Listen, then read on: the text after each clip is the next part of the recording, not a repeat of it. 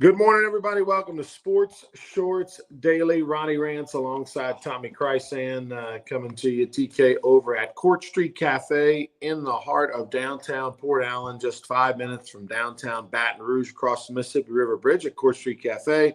I'm coming to you from Parts Unknown, presented by the Louisiana Sports Hall of Fame, and we are presented this show each and every week, the radio show, you name it, forever, L'Auberge Casino, where I'm telling you, they had a gigantic weekend at the Barstool Sportsbook. It's not just the fact that folks wanted to go there and place bets, because obviously you can do that on an app and all that sort of thing. But it's just an awesome place to go watch the games with all the great food and the TVs and the camaraderie and everybody cheering for the Colorado game. You had so much action on Colorado.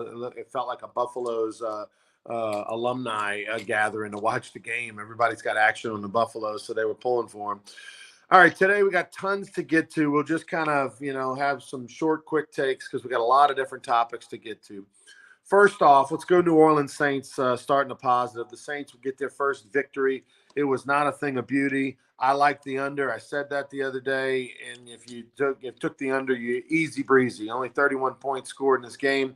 Saints win 16-15. The Carman threw for over 300 yards, Tommy, in his debut, and they needed all 300 yards because they surely couldn't run the football. But the New Orleans Saints get a win, albeit an ugly one. What is your biggest takeaway? My biggest takeaway is a win against a good Tennessee team. They shut down Derrick Henry. He had that one big gain on that screenplay. But other than that, he didn't do a whole lot, And then the Tulane guy, Spears, he didn't do a whole lot. Tannehill had a rough day out there, and that was because of the Saints' defense. But the Saints certainly have to work on the offensive line. I got to get a left tackle. Vanning couldn't block me or you. You got to move him to guard. Is what the consensus is. But the bottom line is the Saints won. Carr got the win. He made a few plays when he had to make plays, and the Saints certainly, like a lot of teams, have a lot to work on, a lot to clean up. They don't play till next Monday night. They got the extra day in there, so they'll hit the road to play Carolina. By the way, they're 3-point favorites in that one. But I was glad that the Saints won. You nailed it on the under. I had the Saints minus 2.5, so that did not work. But certainly they got the win. That's the bottom line. I had a couple text messages flying around after the game. I said, "Hey, a win is a win." I sent that to a bunch of people because in the NFL, it's hard to win a football game. Just ask. Half of them that lost yesterday. It's very hard to do. Saints got that win. That's a good thing. That's what it is. And Dennis Allen said it after the game, and Derek Carr said it. There's certainly a lot to work on, but it's better to work on it after a W than work on it after an L. Coach Berman say the same thing when we, because every baseball team, no matter how good they are, just look at the LSU baseball team this year that won the national championship. There were stretches they weren't very good. And every team has that. The season's too long. It doesn't matter the sport. But the bottom line is that it's always better to learn a lesson after a victory than it is after a defeat. And 100%. It's a lot easier to have those film sessions and rip players and go into adjustments and all that. People take it in a totally different mindset if you won the game versus if you lost the game. Tanny, I'll say this: the Titans could have won that game, and the Saints are very fortunate. And what I mean by that, if you look late in the game, that pass, Tannehill had a wide open receiver down the sidelines once he broke the pocket and scrambled left. If he leads them towards the inside part of the field as opposed to throwing it out of bounds, the guy takes it to the house for a touchdown, and it's a dagger. But so the Saints, though, get the victory. It's amazing how interesting Carr's first game debut was. Did you see the stat compared to Drew Brees? So they both Drew Brees' debut was on September the 10th back in 2006. And, of course, here we are with Carr's debut, same date in 23. Drew Brees, by the way, at the game last night or yesterday. And in that game, the Saints won – and the debut that Brees had by a point or two over the Browns, a bunch of field goals, one touchdown. I mean, the lines were similar, a bunch of field goals, one touchdown for the Saints. Although the big difference is Carr threw for 300, Drew threw for like 170 in his debut. Let me ask you about Carr. Because obviously he is the big acquisition. He's supposed to be the difference maker. Did you see from him what you thought you would see? Was he better, the same? I mean, what was your takeaway? I thought he would never say this, but I think he was nervous. I think a lot of anxiety, first game with the new team, big crowd. The dome was rocking. A lot of Saints fans. You give them credit. So I think, he may have felt them butterflies that first time he tried it out there, and then trying to make every play and knowing that not everything's going to work perfectly. But I think he was. I thought we'd see a little more body language confidence maybe out of him. And I'm not saying his body language is bad. I was just looking for a little bit more. Leader of the team, quarterback, come out the huddle, on and off the field, on the sideline. The camera doesn't catch everything. I get that. But it's kind of what I was hoping to see. But I think he needs to ramp all that up a little bit more. We got kind of spoiled by Drew Brees, but, always doing the who dat chant and on the sidelines and on the field, and but Brees is a Hall of Famer. Carr's not at that level yet, so I'm okay with what he did. But he, like lots of things on the Saints, there's room for improvement. Well, I'll tell you, Tommy, about talking about the who dat chant before the game. The Jimmy Graham led the who dat chant in the stadium before the game. The fans loved it. So you know how normally they send out a player to midfield right before kickoff. Who dat say they're going to beat them Saints. They do the whole who dat chant for the whole stadium. And it's either a former player, a celebrity, a current player. It just depends on who it is. They got Jimmy Graham to do it. The fans loved it. He's a beloved figure because they remember how great he was for a few seasons with Drew Brees before the Saints traded him. And he was fired up. I mean, he looked like a WWE wrestler in there as far as how he was getting so pumped and fired up, and it was good to see. The Derek Carr play of the game was definitely the third and short where they took the shot and the dagger throw to Rashid down the left sideline. Like that was something that was lost for the New Orleans Saints the last few seasons, particularly with Drew Brees the last couple of seasons when he just couldn't throw the ball. And teams couldn't necessarily respect the long ball. Carr obviously is somebody that teams are going to have to respect, and that play is something that teams will be practicing on and watching on film, and that's what's different about this. They had the stones to do it. They took the shot. Physically, they could do it. That was a giant play and a message-sending play. Yeah, it really was. It was, perhaps a new label for the offense that, like you said, they can get the ball down the field. Teams will have to respect that. These defensive coaches around the NFL, they study so much, they prepare so much, and they try to learn every tendency and every possibility on 3rd and 1. And now you got more for the opponent to think about. So, that's a really good thing that came out of that game that's not in the box score. It's in the box score as a completion, but it's not in the box score that they did that. But I can promise you the Carolina defensive staff, when they prepare for the Saints next Monday, that adds to their list of things to be prepared for. All right, I'm going to ask you this, put you on the spot. Biggest surprise takeaway of week 1 in the NFL? Wow, biggest surprise. The fact that Joe Burrow just had an awful day against a decent Cleveland Brown team. Threw for 82 yards.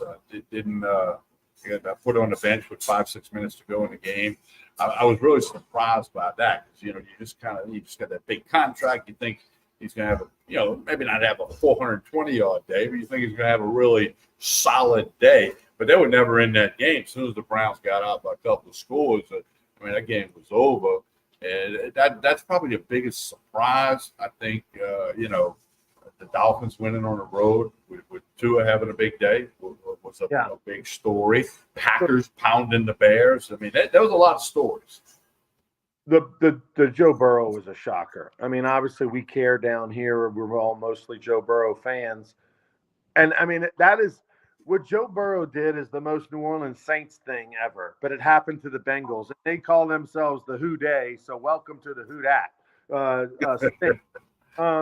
Because I mean, the guy signs the richest contract in the history of the NFL and then plays the worst game of his career, literally the same week. I mean, like, if that ain't a New Orleans Saints thing to do, I don't know what is. But yeah, I mean, and look, and give the Cleveland Browns credit. Maybe they're obviously better than what we thought they would be, and that's such a big rivalry game between those two teams in the same state. And for Burrow to go lay an egg like that, wow, like that was just shocking. Now, I don't, obviously it's one game and they got 16 more, and nobody expects that that's going to be what the Bengals are.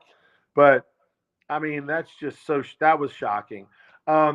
Obviously, I'm a Dolphins fan with some connections to that franchise. For them to go West Coast and to, for Tua to put up the numbers he did and to shut up everybody and to be able to say, hey, I'm a big time quarterback in this league, and go on the road and win as an underdog and hang 38 or whatever the heck they hung. That was impressive. But the Dallas Cowboys win was the most impressive of the day against their bitter rival, the Giants, on the road. The Dallas Cowboys, were 40-0, 42-0, 40-0. They didn't. Their first offensive touchdown was a 26-pointer game. Special teams and defense. I mean, it was crazy. I kind of like the Giants. Glad I didn't bet it. I was thinking about Giants at home and all that stuff, but Dallas was a 3-point favorite. 3-point favorite. Yeah. Dallas looked the part. Okay, now there's a long way to go. Lots can happen, but they certainly looked the part to beat, and they've owned the Giants. Beat them 11 out of the last 12, now 12 of the last 13 times. So they've owned the Giants, no doubt, and they didn't miss Ezekiel Elliott. Got to throw in a comment here, right? My son Brett chiming in. I didn't know he watched the sports show there. That said the Chiefs not looking great last Thursday without Kelsey was a big surprise for him. Well, no question. If the Chiefs just catch 2 of the 4 drops, it's a different game, right? And who knows what happens. But yeah, I would say that definitely was a surprise that they only hung the 20 points on the board and just didn't have an answer. But I think obviously losing Kelsey was big, but I just think they were discombobulated in general. But hey, the Dallas Cowboys, if the New Orleans Saints beat their big rival, which is the Atlanta Falcons, right? I mean, that's what the Giants are to the Cowboys.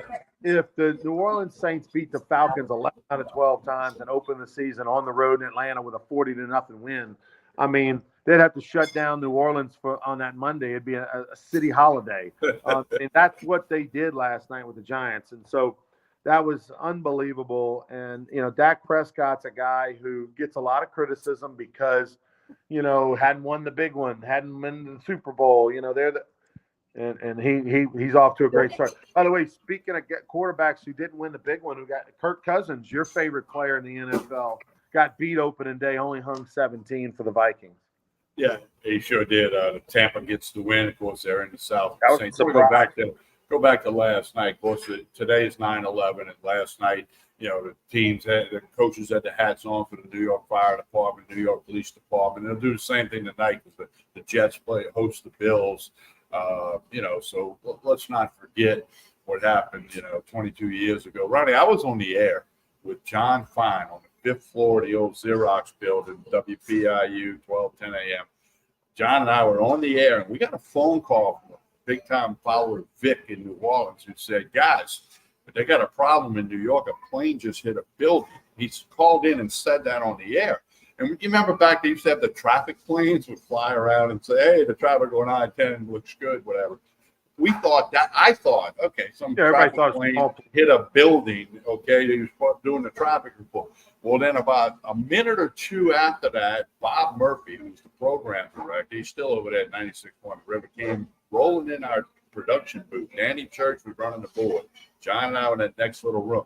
And he immediately pops the radio station on to ABC News, which kicked John and I off. And he goes, there's a problem in New York. And so our show ended like abruptly. We didn't know what happened. We're like, okay, how long is this going to be? We don't know. Well, shortly thereafter, the WJBO booth was about 3 doors down in that building. And we went in there. They had a little bitty TV up in the corner of the boat, and that booth wasn't big. I'm sure you were in there. We had like 12 people. Ed, Clarence Buggs, John Fine, Bob Murphy, myself, workers at the broadcast, the station, all crammed in this little booth, and we were watching when the second plane hit the second tower. We were all in. This booth held 6 people, and we had 15 in there. It was that, and then of course, immediately it was like, okay, we're not going back on the air, and then everybody was consumed by the reports for 48, 72 hours. So that's what happened, and of course, we remember all those that lost their lives, all the public service guys, the first responders, and the people that worked in both of those buildings, the families that are still affected by that. But that I was on the air when that happened, and that's the story. Where were you, Ronnie? Do you remember? I had dropped my daughter. Madison was not even quite 2. She was a month shy of her second birthday, and I had dropped her off at the daycare, had gone back to where I was living to get dressed, and then I was driving to Lafayette. I was going to drive to Lafayette. I was the general manager of the Lafayette Roughnecks at the time. We had concluded our season maybe a month. Arena 2 football, yeah. Yeah, arena football, and so I was, going back to get dressed to then drive to Lafayette to go over there for some meetings or something that day. And I remember getting dressed and having the TV on, and that's when, it happened, and watching the everything unfold. It was a shocking day. It's a monumental day in our history. It's Pearl Harbor for the modern era. It didn't cause a world war per se, but kind of did. And it definitely changed the world. Like that one, think about if you're old enough to remember. So, I imagine you got to be at least 30 or over to remember what travel was like prior to 9/11. You could literally just pull your car up to an airport. You could walk to the gate. If the plane was leaving from C9, you just walked right to C9 and you got on a plane and you left. Or if your family wanted to come meet you when you got off the plane, hey, well, we're pulling into C9. You get off the plane, it'd be just, family members with signs, welcome home, whatever, right at the gate. Like there was no wands and metal detectors and all that kind of stuff. Or even if there was, I don't think you had to have a ticket to get to the gate. I think you might have went through a metal detector. Like it was just, I think it was different. Like, and then the world changed after that. Think of all the athlete's foot that's been caused by people having to take off their shoes to go through TSA now. Like you literally go down to your bare feet if you forget to bring socks or something. You're walking on that concrete, the same place that millions of other people have walked. It was just so gross. But anyway, that's just one little thing that the world has changed. But it's just kind of like COVID's the other thing 20 years later that changed the world. Unbelievable. 9/11 is always a day that, you hear those words, September 11th, boom. It changes the perspective of what you think about, and it takes you back to where you were that day and how the world changed forever that day. All right, TK. I want to get LSU. Oh, by the way, Ryan, you made fun of me the other day on the radio, but I got an NIL. See the Lawn Supermarket on 431 down at Highway 431 down at Santa Monica. Associated Grocers, Shell Gas. They got me billboard. Craig and the gang over there do a great job. TK lands the NIL deal with the Lawn Supermarket, Highway 431 in Santa Monica. You got to stop by there and tell them, hey. You got to stop by there and ask them what is wrong with to think that name, image, and likeness with TK is good for their grocery store. It is. Sales are booming. Congratulations, Tommy. I hope you get the tomatoes and lettuce heads for free. That's awesome, man. Appreciate it. Speaking of NIL deals, did you see the story about the player from Florida? I think it was University of Florida. He's in the NFL now. I have to look it up. But here's what the player did. The player signed a deal, a contract with someone, they fronted him over $400,000. Okay, hey, here's $450,000 right now. In exchange, I get 15% of your gross revenue in the NFL for the next 25 years. So think about that. Guy makes $1 million a year before taxes, by the way. So $1 million a year.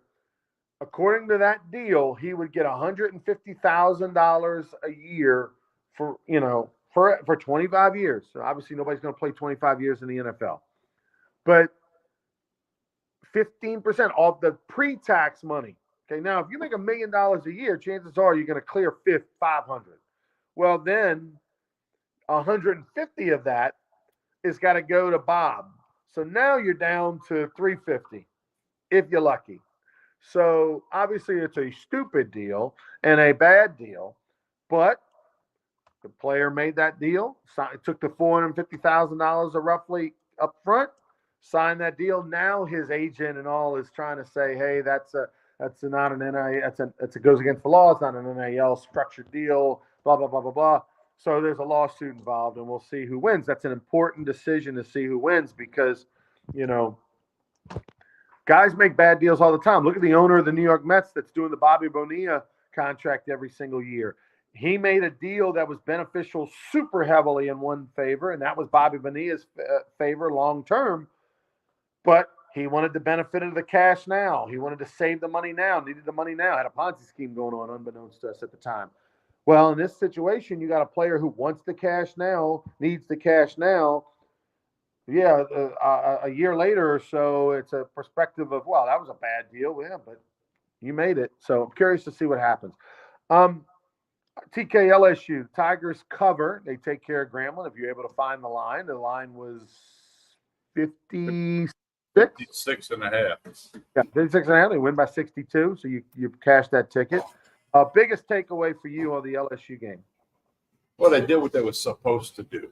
We said, you're supposed to go out there and win. You're supposed to go out there and dominate. By the way, thoughts and prayers to the Richmond kid from Grambling who had some surgery already since that injury when he was carted off the field. And I know Grambling's made some posts about it at LSU, so we hope he gets much better real soon. But LSU did what they were supposed to do. They were supposed to dominate. They did.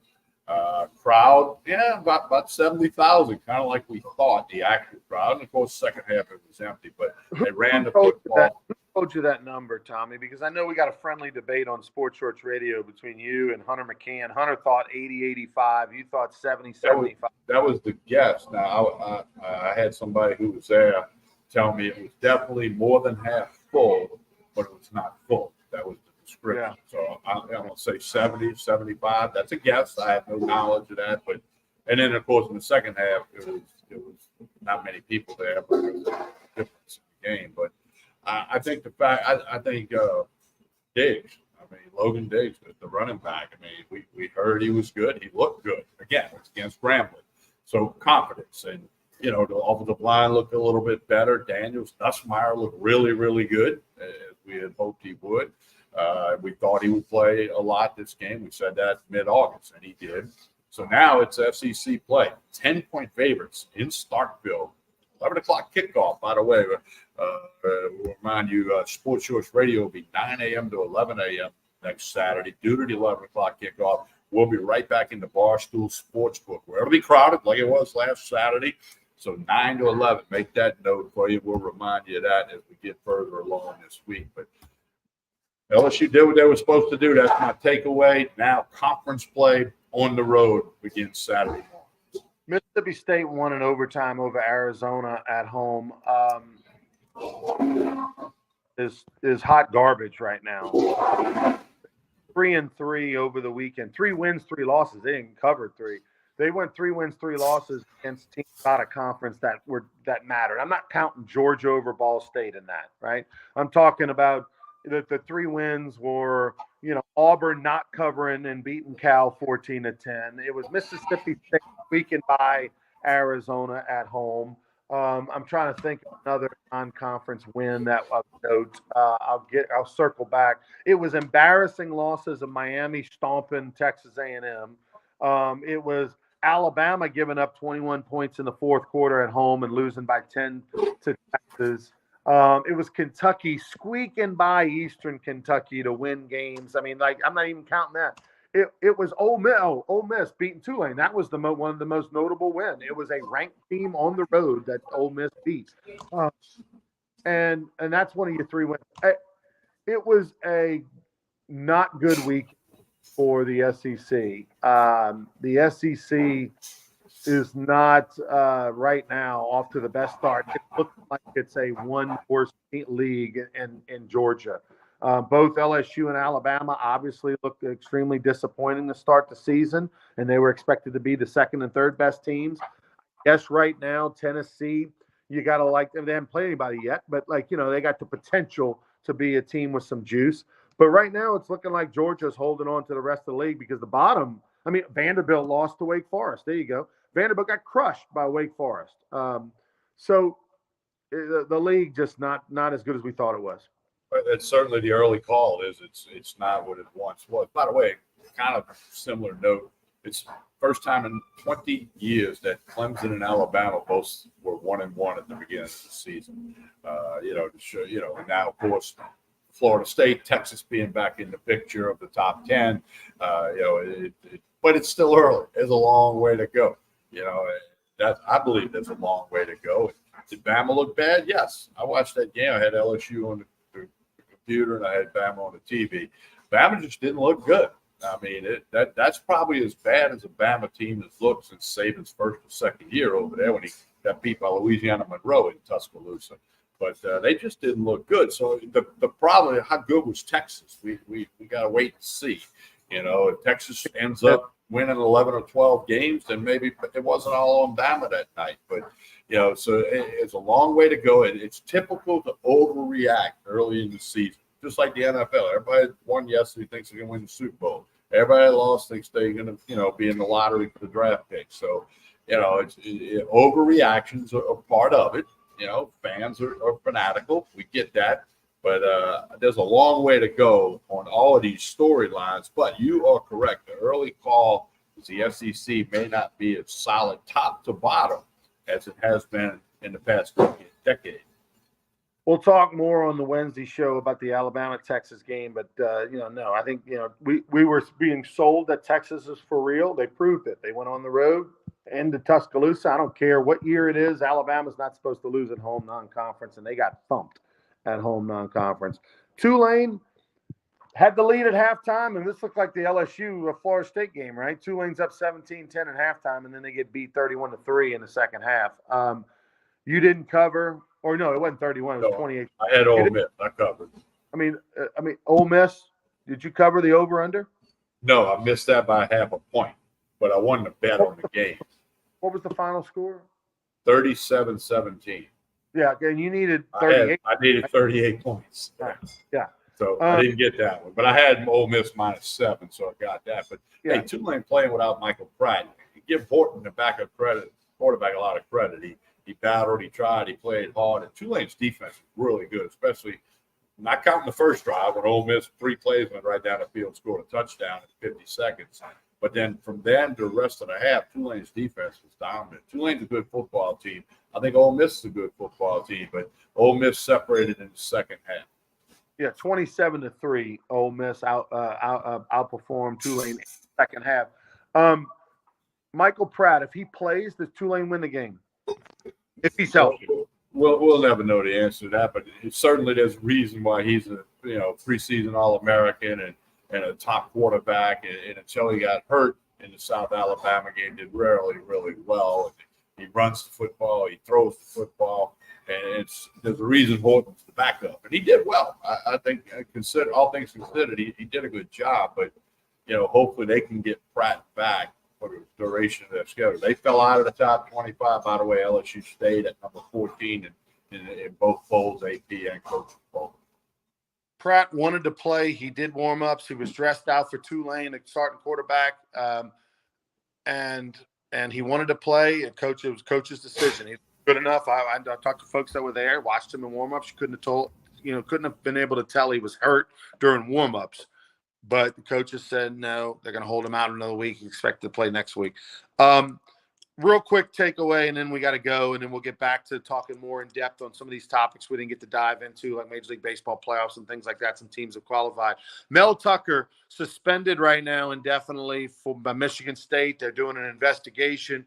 The bottom line was this is one of the more unbelievable stories in the history of coaches with perversion issues, right?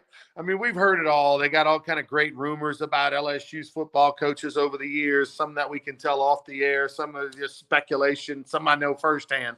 But Mel Tucker, Michigan State, who, by the way, was super hot topic, a guy that LSU fans wanted to consider as a head coach a couple of years ago when they got Brian Kelly.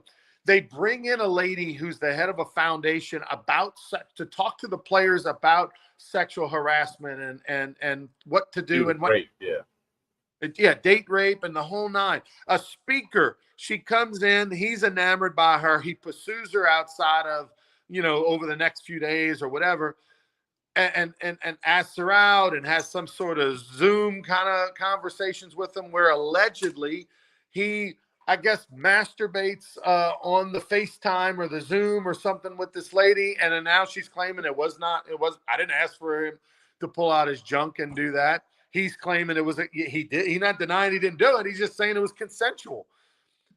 Unbelievable. Like all the fish in the sea, Tommy. We're going to go after the lady that was just in talking with your group about sexual harassment in the workplace and date rape and all this stuff. We're going to go ask that lady out in an inappropriate fashion. Unbelievable. Mel Tucker, survived this, right? No, he's not. And she was raped by a couple of college football players and others like 20-something, 30 years ago. And then she brought it to light, and now she's going to help people have discussions about it. She said, I don't want to lecture people. I want to have discussions about it. But Mel Tucker, really? Like, what were you thinking? And he's done as a coach at Michigan State and probably as a coach forever.